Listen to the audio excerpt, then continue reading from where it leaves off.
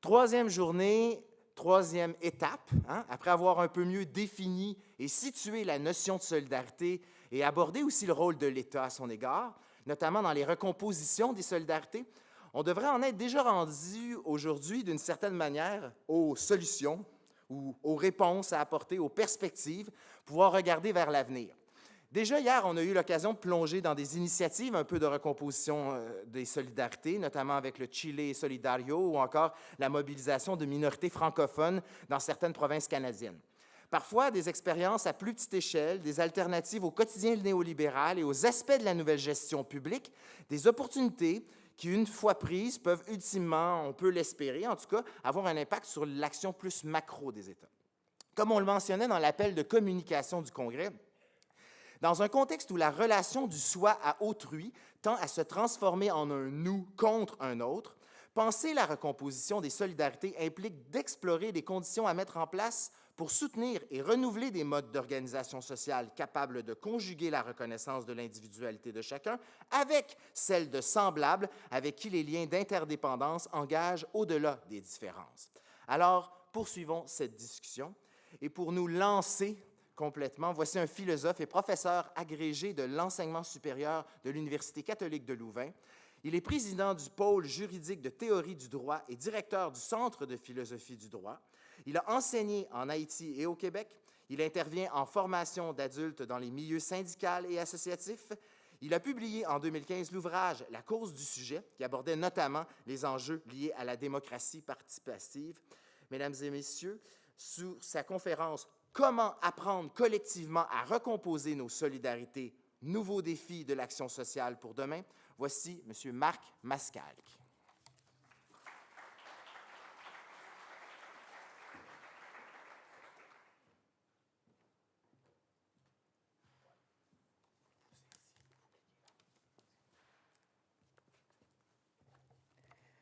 Bonjour à tous. Comme tout le monde, en avançant dans les congrès ou les colloques, il y a le jour, il y a le soir, donc ça rend des choses parfois un petit peu plus lentes à construire, mais en même temps beaucoup plus riches parce qu'on crée justement de nouvelles solidarités. Et le travail que je voudrais faire avec vous ce matin, c'est d'essayer de reprendre un fil conducteur par rapport à la notion de solidarité qu'on a déjà peut-être décliné dans toutes ses significations possibles et imaginables et essayer de reconstruire une ligne qui permette à chacun de situer sa propre action par rapport aux défis que représente la possibilité peut-être d'être un acteur de construction de solidarité. Parce que je crois que dans les milieux où on intervient comme travailleur social, moi souvent comme formateur d'adultes, la question principale est quand même celle de savoir si nous pouvons être des acteurs qui parvenons à construire de nouvelles formes de solidarité. C'est un peu le fil conducteur que je vais essayer de prendre avec vous, c'est la solidarité comme un processus que l'on parvient ou non à construire ensemble. Alors, je voulais quand même passer par un tout petit rappel qui va vous donner le cadre dans lequel je vais réfléchir avec vous. C'est un retour dans l'histoire. En 1931, Piaget est à Genève, il est au Bureau international de l'enfance, il va travailler à lancer aussi des initiatives dans le monde de l'éducation à l'UNESCO, et dans ce cadre-là, il va aussi avoir beaucoup de conflits avec les représentants du régime allemand, qui ne veulent absolument pas voir Piaget dans ce contexte-là. Et il fait quelque chose qui est quand même extraordinaire pour l'époque, c'est se demander comment est-ce qu'on pourrait arriver à former dans nos écoles, dans nos classes, de jeunes enfants à la solidarité internationale. Je dis 1930 quand même, chapeau, mais alors la réponse est extraordinaire. Il dit en fait, il y a 3 conditions fondamentales. Et c'est sur ces conditions-là que j'aimerais bien retravailler avec vous. Et ces 3 conditions fondamentales, c'est d'abord de partir de l'expérience que les enfants font dans la classe. Tout simplement, parce que la classe, d'une certaine façon, c'est leur lieu de communauté, c'est leur lieu d'habitation, c'est leur lieu de vie. Mais est-ce que cette classe rend possible, 1930, est-ce que cette classe rend possible la coopération intellectuelle dans la recherche de solutions ? Est-ce que, en faisant un problème de mathématiques, en essayant de résoudre une question de grammaire, est-ce qu'on laisse la place pour que ces enfants découvrent ensemble ce qu'il en est de la coopération intellectuelle? Et une leçon extraordinaire pour nous, encore aujourd'hui, comme enseignants, comme pédagogues, c'est que tout ça ne servirait à rien si on ne donne pas en plus à ces enfants la chance de l'autogouvernement, c'est-à-dire de pouvoir être eux-mêmes les guides d'un apprentissage coopératif. Alors écoutez, quand je suis devant ces trois grandes conditions, c'est ça que j'appelle personnellement construire le processus de la solidarité. Voyez que la solidarité soit ceci ou cela, d'une certaine façon, ça m'importe peu.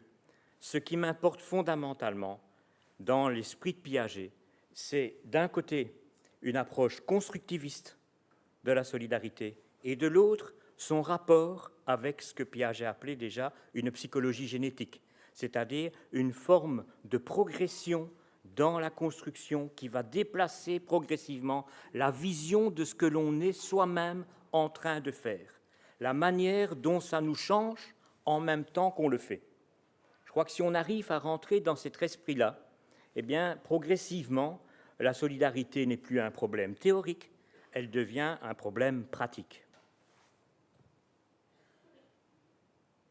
Alors, je voulais juste, mais mon collègue l'a déjà fait, vous rappeler que ma réflexion elle est basée sur un double ancrage. Et donc, si à la fois je suis loin des pratiques dans un type de domaine de recherche théorique qui est le Centre de philosophie du droit, en même temps, je dirais que 30% de mon activité professionnelle, c'est quand même la formation d'adultes en milieu syndical, en milieu de mutualité de santé. Et donc, toute cette année, je l'ai passée avec des travailleurs sociaux dans un centre de médiation interculturelle à Bruxelles. C'était un peu chaud, même s'il ne faisait pas tellement bon à l'extérieur, mais c'était un peu chaud. Mais ce qui m'a frappé, et à ce moment-là, je ne savais pas du tout qu'on allait travailler ensemble, c'est que le problème de base, c'était une médiation, le problème de base, c'est un conflit de solidarité. Et donc, c'est après coup que je me suis dit, bon sang, ce colloque m'arrive alors qu'on m'appelle pour une médiation face à un conflit de solidarité entre des travailleurs sociaux, une trentaine de personnes, dans un centre de médiation interculturelle à Bruxelles.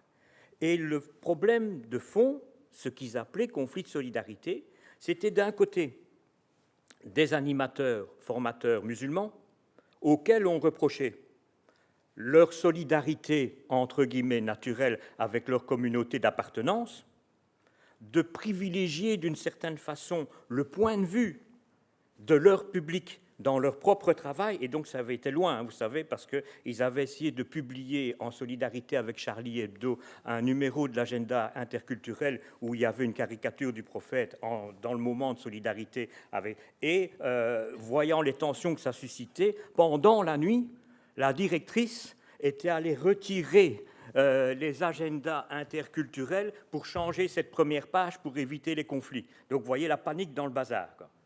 Et de l'autre côté, c'est l'accusation portée contre ceux qui sont en charge de l'évaluation des politiques publiques, parce qu'il y a un secteur qui est sous-traité pour faire de l'évaluation des politiques publiques, de leur dire, voilà, vous autres, vous êtes solidaires du bailleur de fonds, de celui qui donne les sous. Et votre neutralité, c'est une pseudo-neutralité parce que vous appuyez les politiques de contrôle, et ce qu'on appelle aujourd'hui de ce beau nom, qui a été, je pense, d'abord utilisé par le Québec, un parcours d'obligation pour les primo-arrivants. Et donc, vous imaginez, quand on est devant un conflit de solidarité de ce type-là, une action positive en faveur de minorités stigmatisées et fragilisées, je ne vous raconte pas Bruxelles, Molenbeek, Scarbeck, qui a encore eu des descentes de policiers, et de l'autre côté, un groupe de personnes qui sont en charge de l'évaluation dans les associations des politiques, entre guillemets, d'accueil des primo-arrivants. Alors, comment est-ce qu'on va pouvoir dépasser ce conflit qui est d'emblée nommé comme étant un conflit de solidarité?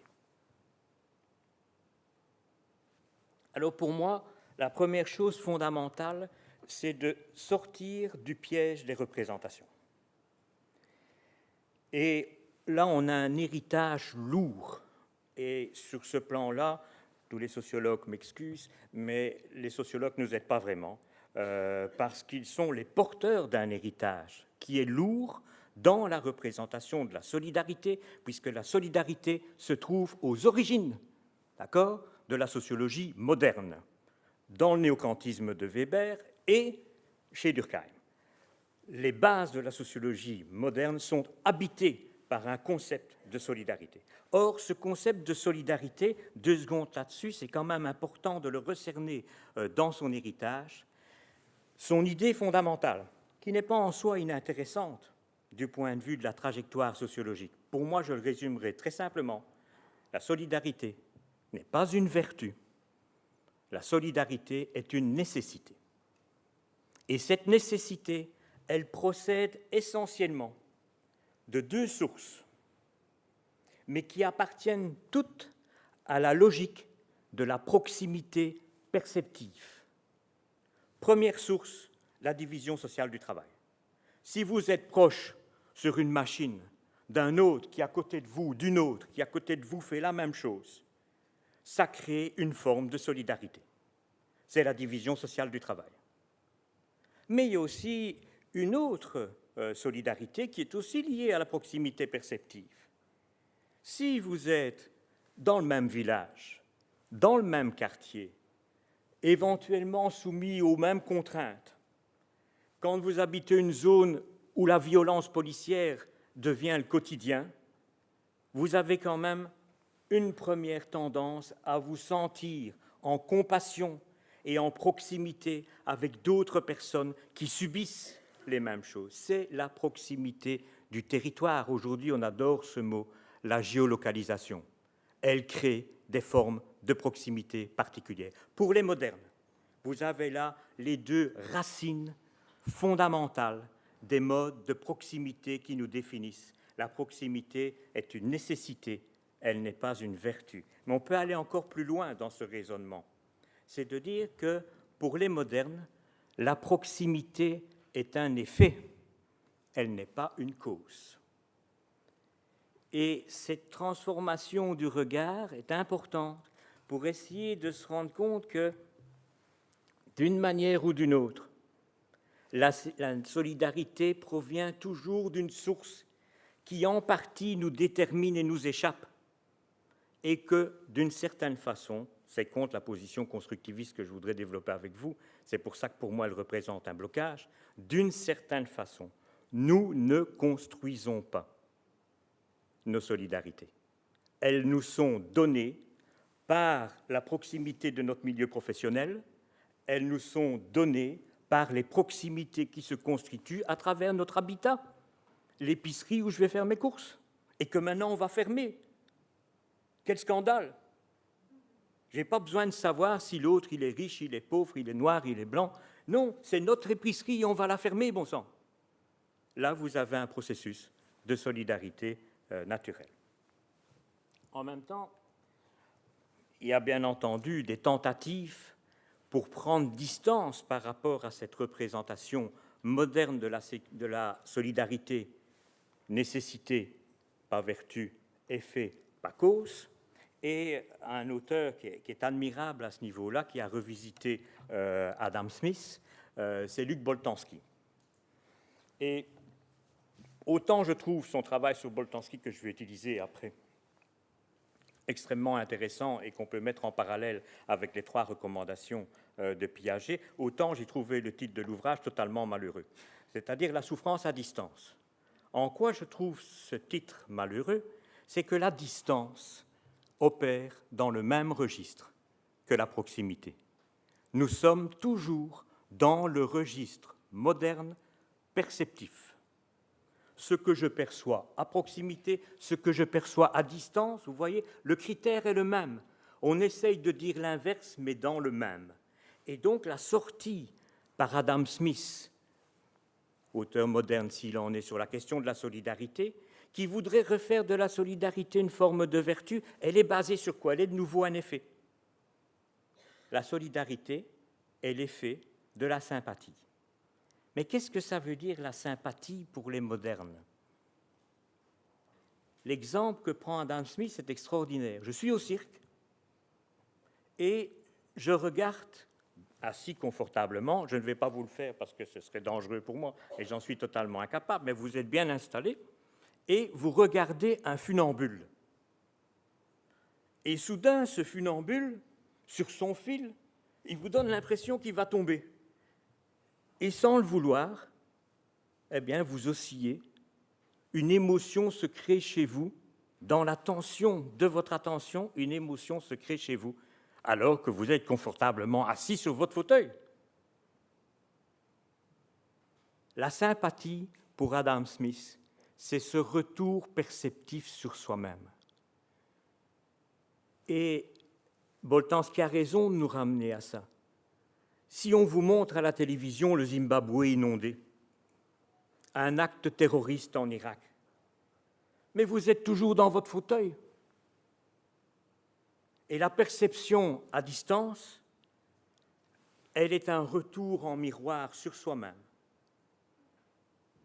basé sur l'émotion « mon Dieu, ça pourrait peut-être bien m'arriver ». Ma vulnérabilité, elle m'est représentée dans l'image de l'autre vulnérable. Mais dans le fond, ce qui arrive à cet autre, vous ne sauriez peut-être même pas le savoir, là où vous êtes, dans votre fauteuil, devant votre télévision, devant votre ordinateur. Mais la sympathie va fonctionner parce qu'elle est le miroir de la vulnérabilité. Dans ce contexte-là, pour moi, on reste toujours à l'intérieur du régime perceptif.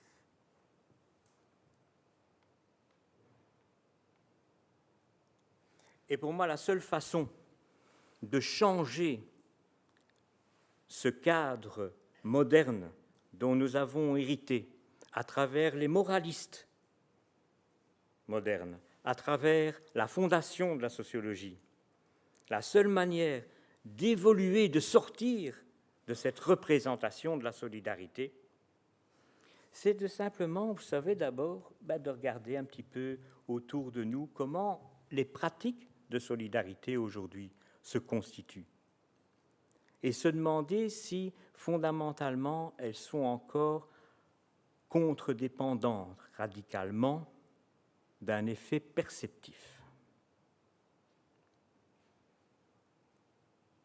Quand on voit aujourd'hui des jeunes s'intéresser à des petits messages, à des petites vidéos, quand on est plongé sur la mise en scène d'une violence policière, il y en a quand même eu quelques-unes pendant la fin du mandat d'Obama, qu'on voit des jeunes filles de 14-15 ans se faire complètement massacrer par des policiers, peu importe la couleur des policiers, quelque chose se passe dont la nature, pour moi, ici, est de transposer, de traverser, de faire éclater l'horizon perceptif naturel, de m'emmener dans une situation, et une situation qui est fondamentalement contre-intuitive. Ce que je croyais d'une situation, l'ensemble des habitudes de cette situation, devient à l'inverse de l'intuition que j'en avais. À Bruxelles, il y a un ami qui m'a raconté, qui organisait l'accueil des réfugiés syriens dans des centres, opposition virulente dans cette petite commune de Bruxelles contre l'accueil des réfugiés syriens. Quelle horreur! On va se faire agresser dans la rue, on ne pourra plus sortir le soir tranquillement chez nous, on ne pourra plus aller à l'épicerie du coin. Là, on est dans la représentation, pour le coup, de la solidarité naturelle, ça concerne tout le monde. Et voilà qu'une des personnes qui était la plus remontée contre les réfugiés syriens croise mon ami dans la rue, et il y a un petit peu plus loin, là-bas, un monsieur, quarantaine d'années, avec un petit enfant de 6 ans. Et mon ami lui dit, mais en voilà 2. Fais attention, ils sont là.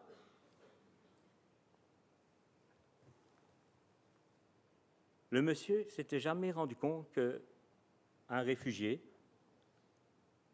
c'est contre-intuitif, pouvait tout simplement être quelqu'un qui a une famille, qui a un enfant, et dont le fil conducteur, le but dans la vie, c'est peut-être d'abord de protéger son enfant et de le faire accueillir dans une autre communauté. L'horizon perceptif de ce monsieur-là a sauté, mais ce n'est pas tout. Au-delà de l'effet contre-intuitif des solidarités qu'on vit souvent aujourd'hui, quand on sort de l'horizon perceptif dans lequel nous sommes bloqués dans des cycles de répétition de nos convictions, de nos habitudes, de nos certitudes, il y a aussi d'aller vers la personne, de la rencontrer, de se rendre compte que peut-être le monsieur, dans le centre d'accueil pour réfugiés, mais il est content de faire la cuisine pour les Belges et d'avoir bêtement une petite activité de socialisation. Il n'est pas en train de vous dévaliser dans le supermarché du coin. Il est en train d'essayer de présenter sa culture à un monde qu'il ne connaît pas. Là, on est passé au niveau mental, au niveau non plus de l'effet contre-intuitif qui fait sauter l'enfermement perceptif, mais on est passé au niveau de l'effet de connaissance. C'est découvrir ce qu'on ne connaît pas. C'est déplacer des catégories. C'est acquérir un nouveau savoir. Oui, le réfugié peut être une mère ou un père de famille qui prend soin des siens et qui n'a qu'une envie, c'est d'être accueilli dans un nouveau milieu, mais qui peut être aussi envie de faire connaissance, de créer lien, de sortir de la zone d'ignorance dans laquelle il se trouve pour rentrer dans une zone de mutualité, d'échange.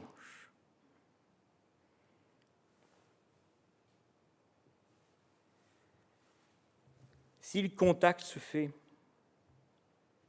avec ceux qui, au point de départ, n'auraient jamais pu être que des menaces, des voleurs potentiels, alors qu'il s'agit peut-être de mères, de pères de famille, de groupes qui n'ont qu'une envie, c'est de faire connaissance et de créer lien, peut-être qu'un troisième effet est alors tout à fait fondamental. C'est la mise à l'épreuve dans le sens positif. C'est est-ce qu'on va pouvoir faire quelque chose ensemble? Et le quelque chose qu'on fait ensemble, c'est construire un nouveau centre d'accueil, une nouvelle politique de l'immigration, ou bien goûter quelque chose qu'on n'a jamais goûté, faire un échange culinaire, essayer de formuler les premiers mots dans une langue qu'on ne maîtrise pas encore, massacrer de l'anglais pour essayer de communiquer les uns avec les autres. Alors là, on est encore un pas plus loin que l'effet de connaissance. On est enfin dans l'épreuve de la communauté. La rencontre devient possible. Est-ce qu'elle va tenir, cette rencontre? On n'en sait rien. Elle est fragile. Mais là, quelque chose a commencé. Et pour moi, ce quelque chose qui commence, c'est le lieu où l'apprentissage de la solidarité peut devenir possible. Les deux termes de la relation se sont déplacés. Il y a un moment choc qui est contre-intuitif. Tiens, ce n'est pas ce que j'attendais. Bizarre. Pas de couteau. Bah. Puis, il a quelque chose à dire. On va peut-être arriver à se comprendre, là. Ce n'est pas exactement ce que j'ai l'habitude de vivre, moi, mais il n'y a pas que nous. Il y a peut-être eux. Et ces autres ne sont pas nécessairement des ennemis. Ça, c'est la connaissance. Et peut-être que là, on va pouvoir, non pas faire quelque chose ensemble, c'est chouette de faire quelque chose, mais apprendre à faire quelque chose ensemble. Ça, c'est tout autre chose. Quand ces 3 pas ont été franchis, eh bien, je crois que ce qui était ma petite histoire de départ, c'est-à-dire, toi, tu es solidaire de ces maudits musulmans, et comme animateur musulman, d'ailleurs, je ne te fais pas confiance. Oui, et toi, merci la police, c'est bien d'être venu, à la limite, tu serais un collaborateur des forces de sécurité, que ça ne m'étonnerait pas. Bon, voilà, les 2 solidarités naturelles, comme on les appelait à une époque, sont bien tracées. Ça va aller. Il n'y a plus qu'à appeler un médiateur extérieur pour essayer de mettre de l'ordre. Ou bien, non, effectivement, on sort de ces solidarités naturelles. Parce que la solidarité, fondamentalement, c'est un constructible qui résulte d'un processus social qui n'est ni nécessaire, ni moral, qui est simplement, tout bêtement, retrouver le sens de la construction du vivre ensemble. Si on se souvenait que quand un étranger de la ville s'amène dans ma campagne, je ne suis pas nécessairement heureux de le voir arriver. Et là, il n'y a pas besoin de jouer sur les couleurs, sur les races, non. Dans l'extrême proximité, ce qui brise la proximité est souvent d'abord vécu comme une menace. Mais apprendre les uns des autres, c'est la seule clé qui nous permet de reconstruire et d'élargir et de travailler sans cesse notre espace social. L'important, ce n'est pas finalement d'être solidaire d'eux parce que je suis né là, mais de créer ce qui fait du lien, de l'entre-deux, de l'entre-trois, de l'entre-nous.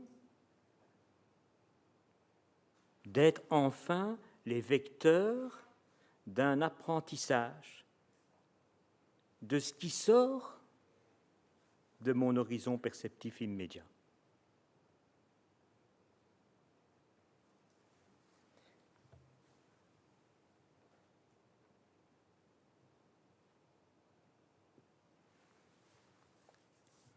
Dans un processus comme celui-là, parce que pour moi c'est un processus, créer, construire, élaborer des solidarités, c'est l'élément fondamental de ce qui est le lien social entre nous, partout, dans n'importe quel contexte. Et souvent, on perd de vue ce processus qui est d'abord et avant tout contre-intuitif, qui demande de nouveaux savoirs et qui ensuite va tester ces nouveaux savoirs dans la pratique. C'est ça, apprendre. Créer de l'entre-nous.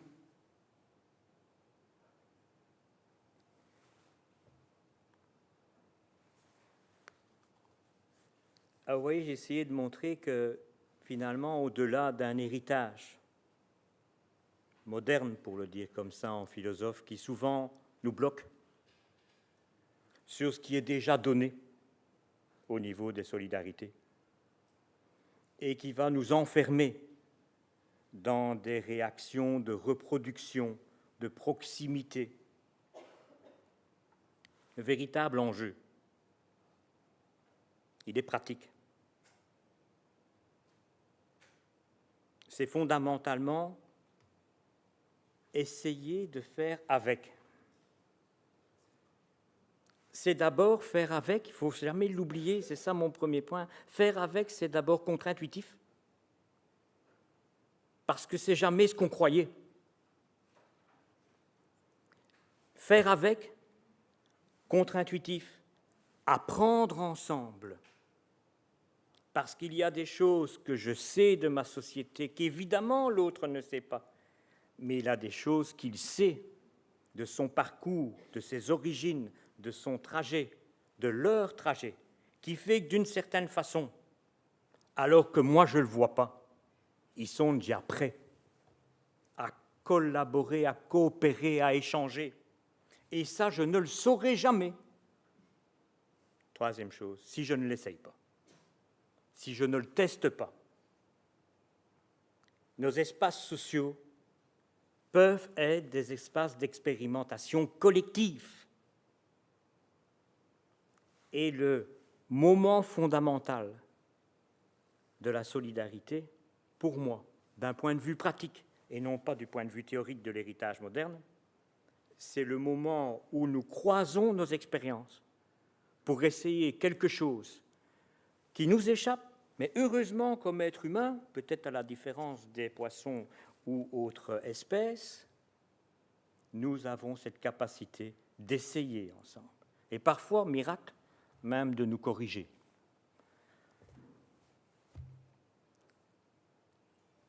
Ce trajet, pour moi, c'est ce qui définit au mieux la possibilité pour nous aujourd'hui, non pas de mettre en question des solidarités qui seraient toujours déjà là, mais de parvenir à bâtir nos sociétés sur la construction, la mise à l'épreuve, la mise à l'essai de nouvelles formes de solidarité. Et je crois que dans tous les métiers qui nous rassemblent, notre travail fondamental, c'est de sans cesse essayer de tester les solidarités que nous sommes capables de mettre en œuvre. Si on est au contact de l'handicap, si on est au contact de la violence faite à des groupes à l'intérieur de la société, mais la question fondamentale, c'est de savoir est-ce que nous sommes capables de reconstruire ensemble des formes de solidarité dans un espace social qui ne peut jamais compter sur des solidarités naturelles comme étant des choses acquises et spontanées. Notre responsabilité collective, c'est de trouver tous les moyens possibles à notre disposition pour refaire les trajectoires qui nous ont structurés comme personnes humaines, refaire les trajectoires qui nous permettent de construire entre nous des solidarités. Non pas être solidaire de quelque chose qui a toujours déjà été donné, facile, mais parvenir à construire de l'entre-nous, quel que soit ce nous, quels que soient ceux et celles qui sont en face de nous. C'est cette trajectoire qui, dans tous les métiers pour moi, du social, fait qu'effectivement, là, ce n'est pas un slogan, pour moi, les métiers du social construisent le social. Ils le construisent parce que ce sont des métiers qui sont vecteurs de nouvelles, et là, vous voyez, ce n'est pas un slogan, ils sont vecteurs de nouvelles solidarités, c'est-à-dire des solidarités qui n'étaient pas déjà données, mais des solidarités que nous sommes parvenus à essayer de tester ensemble. Je vous remercie.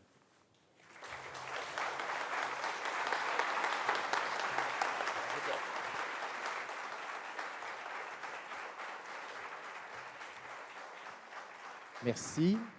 Merci beaucoup. On va prendre quelques questions, si vous voulez aller au micro. Moi, j'en aurais juste une à vous poser.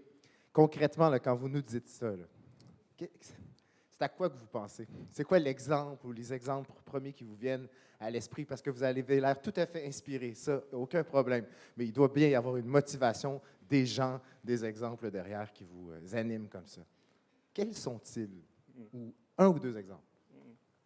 Bon, c'est vrai qu'on n'est jamais totalement neutre par rapport aux expériences dont on parle. Dans ma trajectoire de vie, bon, j'ai eu la chance de travailler avec Haïti. Je pense que c'est un des lieux où on est parvenu à dépasser ce qui est la perception que l'on peut avoir interculturelle, hommes-femmes, etc., et à engendrer de nouvelles formes de solidarité. Mais pour moi, le lieu de l'université, c'est un défi permanent. Le défi permanent de l'université, c'est d'arrêter de, excusez-moi 2 secondes, mais de déconner ensemble en cercle fermé, et de se demander si le savoir qui est construit a une pertinence, quel qu'il soit, pour les acteurs de terrain. Et donc, pour moi, au quotidien, par exemple, travailler avec des acteurs dans le monde syndical, avec des travailleurs, c'est un lieu de construction d'une véritable solidarité qui est... Voilà.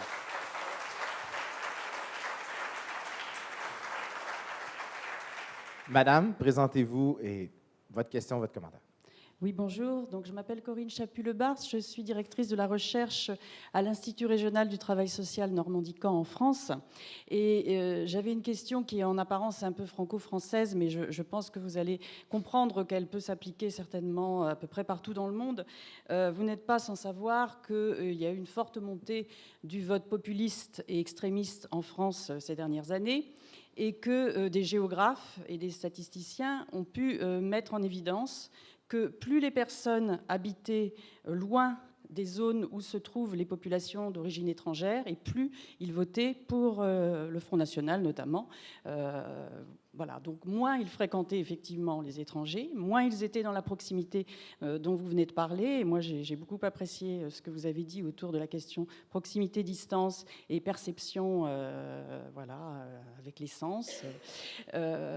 Donc ma question, en fait, est la suivante. On a pas mal de ressources et pas mal donc de travailleurs sociaux et d'acteurs divers et variés dans les villes. Or, dans les villes, justement, on constate que ce type de vote est beaucoup moins élevé parce que, justement, les populations sont brassées, parce que les gens se connaissent, parce qu'ils font déjà des choses ensemble. Alors, que peut-on faire en tant que travailleurs sociaux dans les plus petites villes, voire même dans le milieu très rural, très déserté, où par ailleurs les gens se sentent un peu abandonnés et sont dans une espèce de réflexe qui est de dire on m'abandonne et on donne tout aux étrangers, enfin pour la faire de manière très très caricaturale. Donc je pense que c'est une question qui se pose à l'ensemble des intervenants sociaux dans différents pays, ce problème de territoire et ce problème de la désertification des zones rurales et de ce sentiment, effectivement, d'être oublié et du coup de mettre sur le dos des étrangers toute la rancœur, toute la rancune que ces populations ressentent et expriment. Merci. C'est une super question qui devrait être développée longuement. Je m'excuse de faire court. J'ai séparé 2 choses, c'est-à-dire l'interprétation du phénomène et puis une surinterprétation. Pour moi, le phénomène qui est commun, c'est que les personnes à distance se radicalisent par rapport au conflit. Ça a été longuement argumenté par une étude d'Harvard à la fin des années 90. Pour les différents milieux d'intervention sociale, c'est extrêmement important de comprendre ce phénomène-là. Donc, ça veut dire que des gens qui appartiennent à une communauté minoritaire solidarisée avec des personnes à distance, des Européens partant en Turquie et en Syrie, sont nécessairement beaucoup plus solidarisés que ceux qui doivent apprendre à composer avec un milieu social conflictuel. Donc ça, c'est une première donnée. Et donc, ne pas trop vite alors inscrire ville-campagne sur ce phénomène-là qui peut concerner une bourgeoisie new-yorkaise qui finance des mouvements extrémistes sur le terrain. Donc ça, c'est la première chose qui me paraît extrêmement importante. La deuxième chose, pour aller alors dans le sens de votre question, qui est évidemment extrêmement importante, c'est... Je crois qu'effectivement, la confrontation avec la réalité vécue, par exemple de l'immigration, on a fait la même étude en Belgique, donc on s'est rendu compte que le vote d'extrême droite à Anvers est beaucoup plus lié dans les banlieues où il n'y a pas d'immigration, et c'est comme ça que l'extrême droite est arrivée au pouvoir à Anvers. Maintenant, pour moi, ma lecture de ça, elle revient dans le schéma que j'expliquais, le contre-intuitif, c'est-à-dire on s'autoconfirme dans la peur de l'étranger, et donc on suit une pente d'inclinaison de solidarité naturelle. La personne dont j'ai parlé tout à l'heure à Molenbeek, c'était à Molenbeek en fait que ça se passait, mais de voir tout d'un coup concrètement quelqu'un avec un enfant qui ne représente plus la menace stéréotypée qu'on avait à l'esprit, donc qui est dans le contre-intuitif, à ce moment-là va m'amener à me déplacer. Est-ce que nous avons encore aujourd'hui une approche des personnes qui sont à distance, par exemple des grands centres-villes, qui n'est pas autre chose que l'approche moderne. Donc là, il n'y a pas de problème. C'est les solidarités naturelles qui jouent. Mais ça, c'est une catastrophe, parce que si on suit mon interprétation, les solidarités naturelles, elles sont dans l'autoconfirmation, mais elles ne se déplacent pas par rapport à de nouveaux enjeux. Et donc là, l'expérience parfois toute simple, qui est parfois terrible pour les gens, hein, quand on emmène des populations, on a essayé ça chez nous, donc de ne pas tout concentrer sur les grands centres urbains, mais d'aller vers la province. Bon, au point de départ, les personnes qui sont, entre guillemets, sélectionnées pour aller vers la province ont l'impression de vivre la punition radicale. Mais cette expérience, à terme, est un bonheur social extraordinaire, parce que là, il y a un réapprentissage, donc c'est là réapprentissage, hein, il faut un encadrement, réapprentissage des solidarités traditionnelles qui va faire qu'on peut se rendre compte à un moment donné que ce n'est pas simplement parce que mon voisin qui est sur le terrain d'à côté, je l'aime bien, il est là depuis longtemps, mais non, ça peut marcher aussi avec une famille syrienne, ça peut aussi marcher avec des Haïtiens, mais si on laisse simplement le flux s'articuler autour des grands centres où se négocie la multiculturalité et qu'on compte sur les solidarités naturelles dans d'autres lieux, là, je crois effectivement qu'on se tire une balle dans le pied. Mais pour moi, c'est véritablement lié, non pas d'abord à la proximité perceptive, parce que le premier réflexe de la proximité perceptive, ce sera la peur. L'étranger, l'autre, la différence, qui ne connaît pas les règles. Alors que si on accompagne ce processus-là, on va effectivement réveiller un terreau de solidarité, mais pour qu'il se transforme, qu'il devienne autre chose que ce qu'il est. Merci beaucoup, Monsieur Mascal. Avec plaisir. Beaucoup d'espoir.